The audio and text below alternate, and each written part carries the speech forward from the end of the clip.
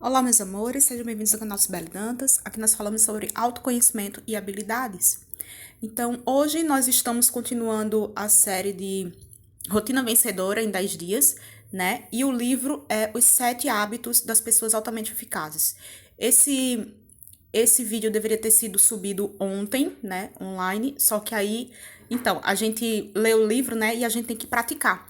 E uma das coisas que aconteceram ontem foi que era o último prazo para eu entregar roupas para doação para o Dia das Crianças, né, que é hoje.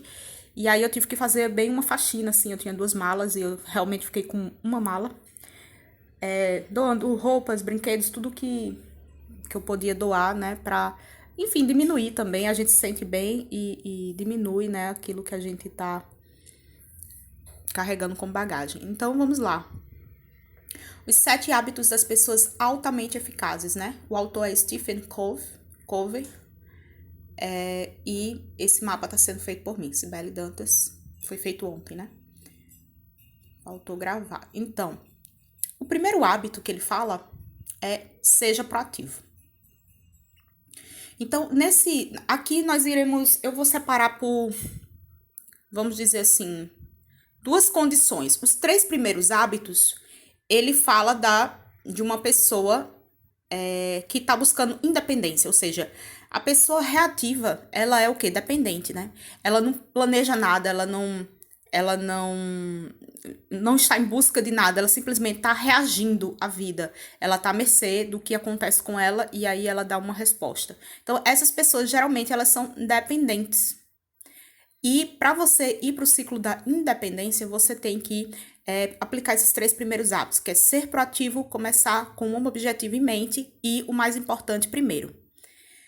Depois que você adquire bem esses 3 primeiros hábitos, né, os próximos 3 hábitos é para você desenvolver interdependência, ou seja, você vai aprender a se relacionar melhor, né? E aí ele fala que para isso é importante o primeiro hábito é pense ganha-ganha, né? Ou seja, para você ganhar não precisa o outro perder. Você deve primeiro compreender para depois ser compreendido e você deve buscar sinergia no trabalho em equipe. Eu vou estar detalhando, né? Eu tô só dando uma revisão primeiro para entrar em cada um. E depois que você adquire independência e interdependência, você vai ter em mente a melhoria contínua, né? Você vai afinar seu instrumento e você vai praticar a renovação desses hábitos, certo? Então, bora lá. O primeiro hábito é você ser proativo. E para você ser proativo, o que você precisa? Primeiro, desenvolver um caráter. Ele fala de desenvolver um caráter. Então, você deve alinhar seus paradigmas pessoais a princípios universais. Então, quando você faz esse alinhamento, você sabe que você tá, vamos dizer assim, tá indo a favor da maré, não contra a maré, né? Porque se você tem, vamos dizer assim, você não conhece os princípios universais, é como se você quisesse andar na contramão no trânsito, né? E aqui você entendendo os princípios, você vai conseguir fluir, né, com os seus objetivos. Então, para você ser proativo, primeiro alinhar os paradigmas pessoais aos princípios universais. Segundo, total responsabilidade e controle sobre a sua vida, ou seja, deixar de ser reativo, né? Você deixar de culpar o outro por aquilo que você gostaria de fazer ou deixou de fazer, aí você bota uma desculpa no outro, enfim. Assumir total responsabilidade e controle da sua vida. E terceiro, desenvolver autoconhecimento, imaginação, consciência e livre-arbítrio. Ele fala que esse quarteto aqui, né,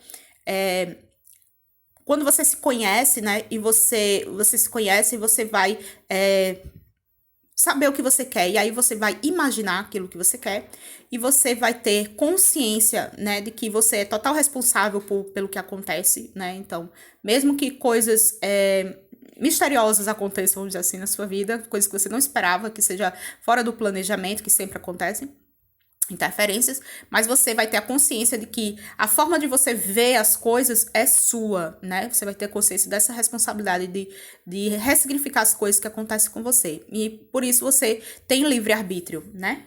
Para fazer as suas escolhas e decisões. Então, esse é o primeiro pilar, ser proativo, né?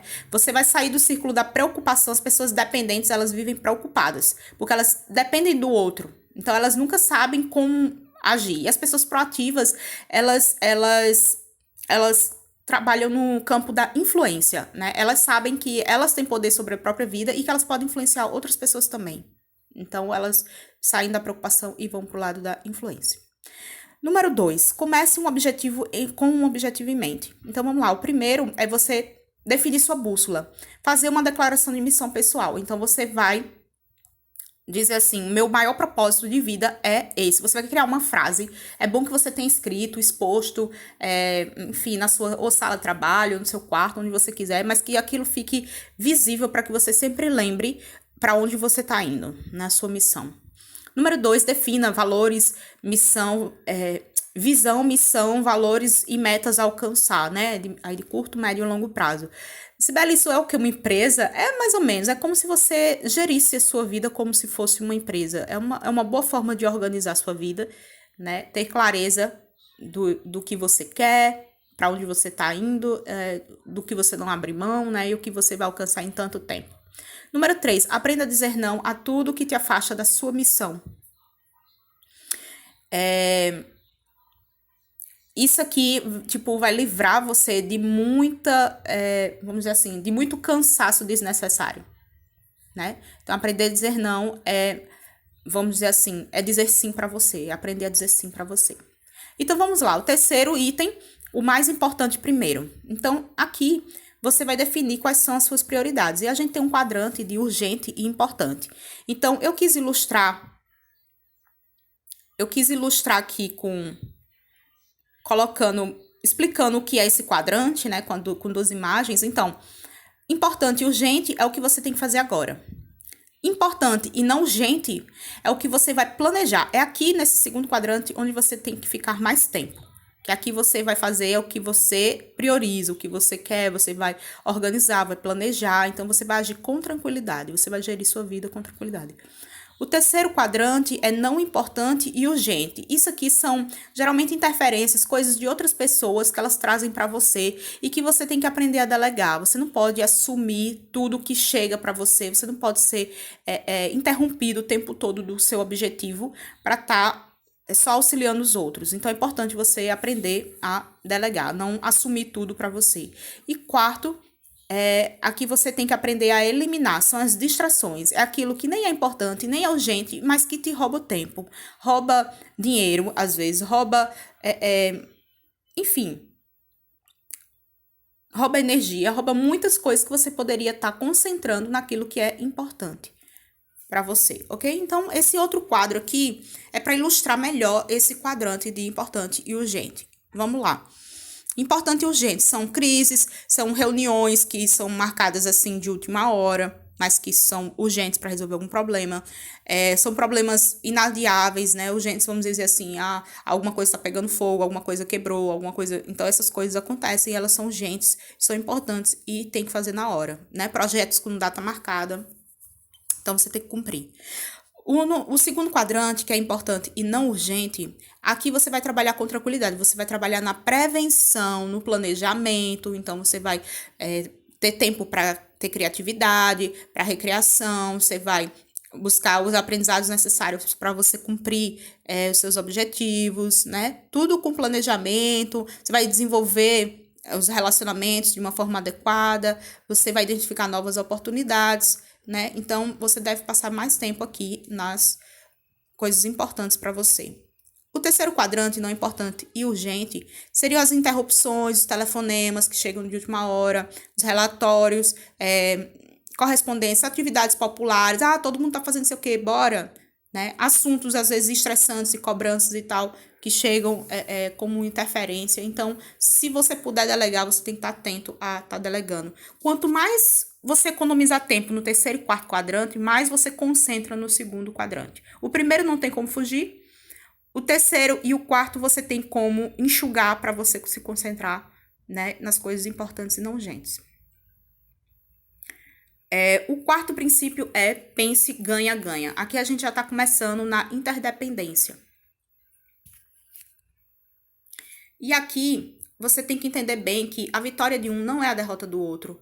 A gente passou muito tempo nesse sistema de competição, né, de comparação com as outras pessoas e Esse aí é o paradigma da escassez, né? É o paradigma, vamos dizer assim, daquele jogo que só tem um vencedor. Então, não é um bom paradigma pra gente viver. Quando a gente tá pensando ganha-ganha, a gente tá pensando em abundância, a gente tá pensando em prosperidade, a gente tá pensando no coletivo, né? Então, é uma forma mais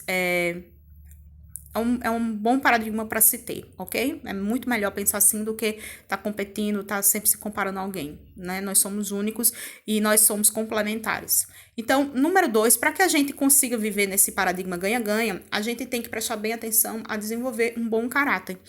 E para isso a gente vai atrair pessoas, né? Vai desenvolver relacionamentos com pessoas com os mesmos princípios, vamos dizer assim.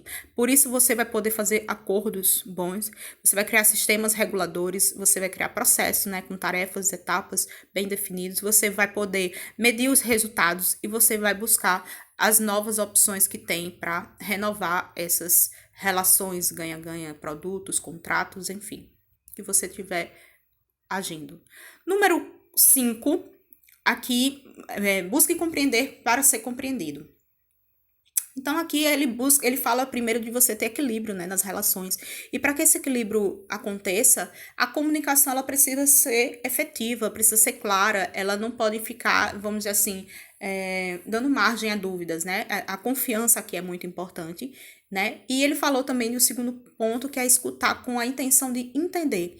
Muitas vezes a gente tá ali presente só de corpo, né? Mas a mente tá em outro lugar, a gente não tá prestando atenção, ou a gente só presta atenção a algumas coisas, o que nos dá interesse, né? Seria uma escuta seletiva.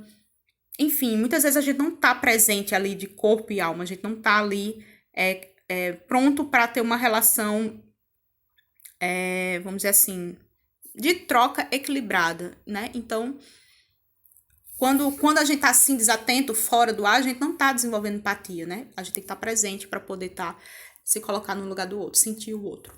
Vamos lá. O sexto ponto é sinergia. Então, trabalho em equipe. Esse trabalho em equipe, como desenvolver sinergia, Sibeli? Então, a gente tem que entender que o todo é mais do que a soma das partes. Né? Você, sendo muito produtivo, muito independente, muito, enfim, desenvolvido, você vai colaborar muito mais, mas você tem que entender que é aquele ditado, né? Se você quiser ir rápido, você vai sozinho, se você quiser ir longe, você vai acompanhado. Então, se você quiser fazer uma coisa grande, você não vai poder trabalhar sempre só. Você pode começar só, mas você, hora ou outra, vai ter que trabalhar com outras pessoas, né? Então, tendo essa compreensão, você tem que se aliar com pessoas que têm o mesmo propósito, né? As pessoas não precisam ser iguais, elas não precisam ser parecidas, elas não precisam ter necessariamente os mesmos gostos, mas precisa ter o mesmo foco, o mesmo propósito, o mesmo objetivo para ser alcançado. Então, aqui a gente fala dos diferentes e complementares, né? Então, eu sou muito boa, sei lá, em planejar as coisas, né? Em colocar no papel e definir. Aí outra pessoa, ela é muito boa, né, em colocar em prática, em treinar uma equipe para que todos façam aquilo dali, dando, vamos dizer assim, o melhor de si, né? Outra pessoa já é muito boa, né, em lidar com o público externo, né, em vender, em compreender o cliente, etc e tal. Outra pessoa já é muito boa em métricas, em medir se os resultados estão bons, em avaliar a concorrência, enfim. Então, cada pessoa que é muito boa na sua área, são pessoas diferentes, mas elas se complementam. E quando elas se juntam para fazer um trabalho, aquele trabalho ele fica muito melhor, né? Vamos dizer assim, a produção daquela equipe é muito maior do que cada um tentando fazer tudo sozinho. Entende? Então, os diferentes e complementares, né? Desde que tenha o mesmo propósito, eles vão muito mais longe, né? E para isso é importante ter confiança e cooperação. A sinergia depende disso. E por último, o sétimo hábito é afine seu instrumento, seria a renovação, aquela ideia de melhoria contínua, ok? E aí ele fala que é importante você cuidar dessas 4 áreas da vida. A primeira é a física, como? Com exercícios físicos, né, diários, nutrição, prestar atenção no que você se alimenta e controle do estresse. Aí vem sono, vem a questão de uma atividade recreativa também, né, de lazer, enfim. Número 2, espiritual, e aí você vai relembrar sua missão pessoal, seus valores. Você pode se conectar com a oração, com a meditação, ouvindo músicas, mantras, né, tendo contato com a natureza, ou seja, qualquer meio que te leve a um transcendental, né, que você desenvolva essa área espiritual. Número 3, o mental. Então, aqui você vai trabalhar leitura, escrita, aprender coisas novas, planejar seu futuro. E o quarto e último é o socioemocional, que aí é esse desenvolvimento da empatia, da sinergia, né? Da confiança mútua e focando no mesmo objetivo, ok? Então, esse foi o resumo do livro Os 7 Hábitos das Pessoas Altamente Eficazes. Eu espero ter contribuído com vocês. Faça um comentário aqui embaixo, dê o like, se inscreva no canal para acompanhar, né? Eu tô nesse desafio e daqui a pouco eu vou subir o próximo vídeo, o vídeo de hoje, ok? Beijo, obrigada e tchau, tchau.